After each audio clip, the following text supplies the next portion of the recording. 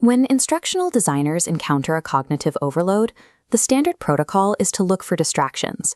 So we eliminate the poor formatting, confusing interfaces, and irrelevant tangents. We zero out the extraneous cognitive load. This diagram shows the traditional view of cognitive architecture. With extraneous load eliminated, we are left with the subject itself.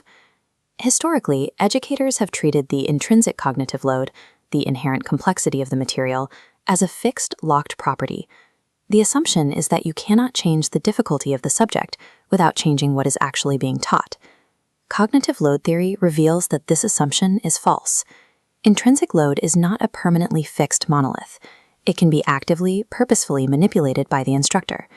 The mechanism that controls this style is a theoretical construct called element interactivity.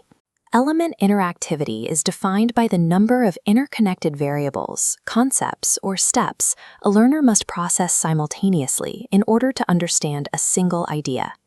By structurally altering how these elements are presented, an instructional designer directly dictates the amount of intrinsic load placed on the learner's working memory at any given second. Now, this framework carries two strict mandates. First, when teaching novices, you must aggressively turn the interactivity dial down. This allows fragile working memory to build initial, stable schemas. Second, once those foundational schemas form, you must deliberately turn the dial back up. Increasing the interactivity is required to forge advanced, flexible expertise. Treating a complex subject as a static, unchangeable block of information routinely causes cognitive failure. Actively tuning the element interactivity at every stage of learning is what yields predictable, scalable mastery. The concept of element interactivity stems from a strict biological constraint. Human working memory has a severely limited capacity for processing novel, unstructured information. We can see how high element interactivity overwhelms this capacity in Richard Mayer's empirical studies on mechanical comprehension, specifically teaching students how car brakes work. This node diagram visualizes the two layers of the brake system. First, we have the component elements. These represent the physical parts, identifying the piston, the cylinder, the brake fluid, and their isolated range of motion. Next are the causal elements. These dictate how piston motion alters fluid pressure to create stopping force. Because the physics rely on the physical components, every causal element directly interacts with a component element. When novices try to process both the component model and the causal model simultaneously, their working memory crashes. The sheer density of the interacting elements exceeds their processing limits. Mayer implemented a specific fix. He isolated the elements.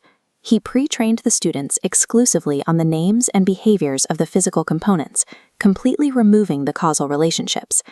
By isolating the parts, the brain successfully processes them.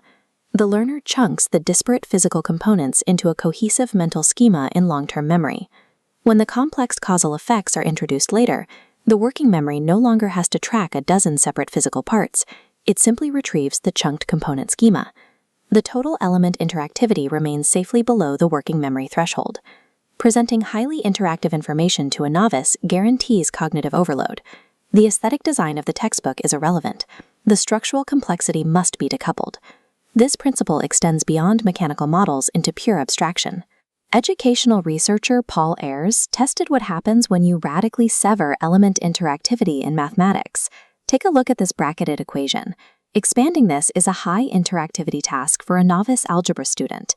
In the standard interacting elements approach, the student is taught to process the whole equation, figuring out how outside numbers, negative signs, and inner variables interrelate simultaneously. This holistic approach causes cascading failures. The novice attempts to hold multiple competing mathematical rules in working memory simultaneously and drops them. Ayres countered this by employing the isolated elements approach. He stripped away the full equation and presented only one calculation at a time. In traditional pedagogy, this is controversial. The intervention teaches a fragmented, highly mechanical calculation completely divorced from the wider mathematical context. The empirical results validated the strategy. Severing interactions allowed novices to learn specific subcalculations and form robust partial schemas without hitting the working memory ceiling. For novices facing overwhelming complexity, coherence is a liability. Breaking the material apart to present isolated facts produces better learning outcomes than conceptually complete instruction. Isolation solves the initial bottleneck, but as the learner acquires actual domain knowledge, the biological variables shift. Advanced schemas naturally collapse dozens of interacting elements into a single cognitive entity. The working memory suddenly has abundant free capacity. This introduces a phenomenon observed across multiple studies, the expertise reversal effect. This graph plots learner expertise against learning performance. For true novices, the isolated element strategy works perfectly, driving high initial performance. But look at the data for advanced learners. When experts are presented with those exact same isolated elements, their performance actively falls, while full interacting environments cause their performance to spike. The cognitive friction comes from the expert's own knowledge. Forcing them to parse isolated steps actively conflicts with the automated schemas they have already built. Instead of helping, the fragmented instruction forces the expert to spend mental energy reconciling the isolated parts with the cohesive whole they already understand. The isolation strategy introduces unnecessary extraneous cognitive load, wasting their working memory. Educational tactics like scaffolding and chunking are not universal goods. Applying novice isolation strategies to an advanced learner sabotages their performance. Once working memory is freed by advanced schema formation, the instructional strategy must pivot. A designer must not allow element interactivity to remain low for an advanced learner. If the material does not challenge the newly available capacity, learning stagnates. Paz and Van Marienboer proved this in geometry. This standard example finds the distance between 2 points. By only changing the integers, swapping 1s and 4s for 2s and 8s, we use a low variability approach. The formula's core application remains identical. Low variability maintains an artificially low element interactivity. The learner identifies the deep structure once and simply plugs in new numbers without taxing their cognitive capacity.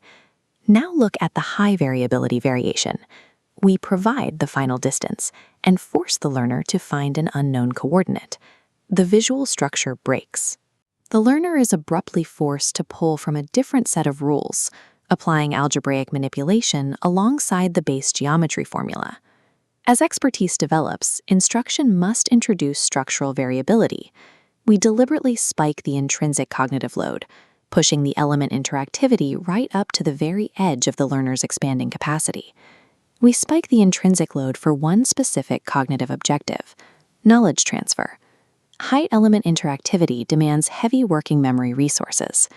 In cognitive load theory, the working memory devoted specifically to processing intrinsic load is categorized as germane cognitive load. Forcing the allocation of germane load compels the brain to abstract the deep structural rules governing a problem. The learner stops memorizing surface-level steps and begins learning when and why to apply underlying principles. This creates an operational mechanism for instructional design. This style maps element interactivity against learner expertise. For novices, the dial must turn down. We isolate elements to protect fragile working memory and establish base schemas. But as those schemas automate, the dial must progressively turn up. We inject high variability, forcing the allocation of germane load to build flexible, transferable knowledge. The defining role of an instructional designer is not to blindly minimize difficulty. It is to continuously and precisely calibrate the element interactivity of the material to match the evolving cognitive architecture of the learner.